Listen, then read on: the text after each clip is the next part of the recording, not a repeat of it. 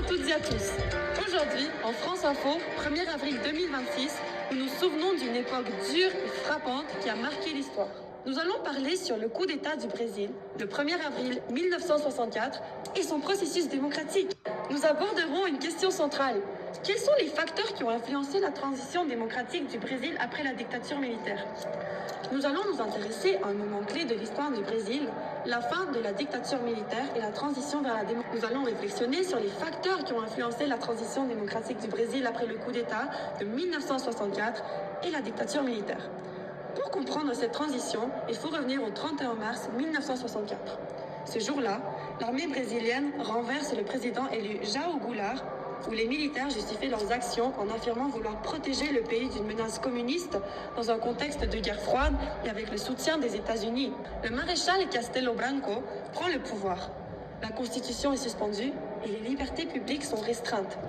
Commence alors une dictature militaire qui dure 21 ans jusqu'en 1980. Durant cette période, les opposants politiques sont arrêtés, emprisonnés et même torturés.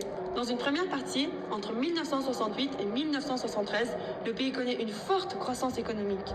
Mais cette croissance repose sur un endettement massif. À partir des années 1970, le modèle s'essouffle. Crise économique, inflation et même perte de crédibilité de l'État. C'est dans ce contexte que commence une transition lente vers la démocratie. Afin de pouvoir expliquer ce processus, nous sommes ravis d'accueillir deux invités spéciales, Antonia Santos, une témoigne brésilienne, et Pierre Marchand, un historien. Bonjour. Bonjour. Bonjour à tous et merci de me donner la parole dans un journal si important. Je suis Antonia Santos et aujourd'hui je viens pas seulement parler de mon histoire, mais de celle de la dictature brésilienne. Après le renversement du président João Goulart en 1964, les militaires prennent tout le pouvoir. La constitution est suspendue, la presse est contrôlée, les opposants sont surveillés. En 1968, avec l'acte constitutionnel numéro 5, les libertés disparaissent presque totalement. On peut être arrêté sans mandat, privé de ses droits et réduit au silence. On parlait d'un miracle économique, mais la réalité était différente. Les prix augmentaient, les salaires restaient bas et la peur s'installait partout. On évitait de parler de politique. On se méfiait des autres. Les artistes se censuraient eux-mêmes. La dictature ne détruisait pas seulement les vies, elle les transformait sur toute la société. J'étais étudiante et je rêvais des élections libres. J'ai participé à une manifestation et j'étais arrêtée et emmenée dans un centre lié au DOI-CODI. Là-bas, j'ai compris que la torture n'était pas une exception, mais c'était une méthode de l'État. J'ai vu des camarades disparaître. Pour les femmes, la violence passait aussi à l'humiliation corporelle avec des violations. À la fin des années 1990, la loi d'amnistie a permis le retour des exilés, mais elle a aussi protégé les responsables des crimes. La démocratie est revenue dans les années 1980, mais les blessures sont restées. Si je parle d'aujourd'hui, ce n'est pas pour raconter ma souffrance, c'est pour rappeler que la démocratie brésilienne est née de la peur, mais aussi d'un courage de résister. Adriana, je retrouve très intéressant tout ce que tu as dit sur la crise du pays et je veux m'appuyer pour cela pour parler de la transition démocratique brésilienne. Car il est très particulier. Elle n'est pas le résultat d'une révolution brutale, mais d'un processus progressif et négocié. Le gouvernement est touché par de nombreuses crises, surtout économiques et sociales, dues à une grande manque d'efficacité, crédibilité et une situation de dérèglement administratif. Le désir de bouger vers un gouvernement démocratique devient plus grand et la manque de respect envers les autorités se multiplie. Un facteur clé est la loi d'amnistie de 1979 qui permet la réintégration de opposants dans la vie politique.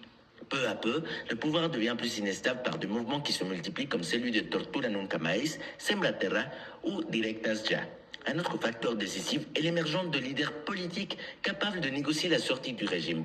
C'est notamment le cas du député Dante Oliveira qui propose de permettre l'élection d'un président au suffrage universel. Pour soutenir cette idée, le peuple crée le groupe Diretas Já qui devient très puissant par des mobilisations comme en avril 1984.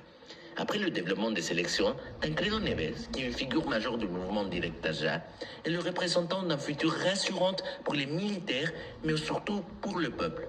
Après les nombreuses crises, les militaires ne sont pas mécontents de lâcher leurs affaires. Je vous cite une citation de Tata qui le démontre. Alors, que faire? Attendre que le Brésil se réveille de son sommeil de géant et atteigne la pleine prospérité? C'est le problème qui se proposera demain à Tancredo Neves, très vraisemblablement futur président de la République brésilienne. Tancredo va mourir juste avant de prendre le pouvoir après d'être élu, mais José Sarney va le prendre à sa place et les militaires vont être enlevés du pouvoir. Le peuple devient le souverain. Je vais vous présenter l'article 3 de cette constitution qui représente la libéralité. Les objectifs fondamentaux de la République fédérative du Brésil sont les suivants. Construire une société libre, juste et solidaire. 2. Garantir le développement national. 3. Éradiquer la pauvreté, la marginalisation et réduire les inégalités sociales et régionales. 4. Promouvoir le bien de tous, sans préjuge d'origine, de race, de sexe, de couleur, d'âge ou toute autre forme de discrimination. Wow, merci beaucoup d'apporter tant de connaissances à ce programme. Vous nous avez vraiment éclaircis. On comprend donc que la transition démocratique du Brésil est le résultat de beaucoup de facteurs combinés. Il ne s'agit pas ni d'un effondrement soudain, ni d'une révolution. C'est un processus progressif né de la crise économique, de la mobilisation sociale et même du compromis politique entre militaires et civils. Aujourd'hui encore, cette démocratie reste fragile face aux tentations autoritaires, notamment après les tensions liées au mandat de Jair Bolsonaro et les événements de janvier 2023. L'histoire brésilienne montre ainsi que la démocratie ne se construit pas en un jour. Elle est créée par des luttes, des compromis et surtout une volonté collective de pouvoir goûter la liberté. Merci énormément de nous avoir écoutés.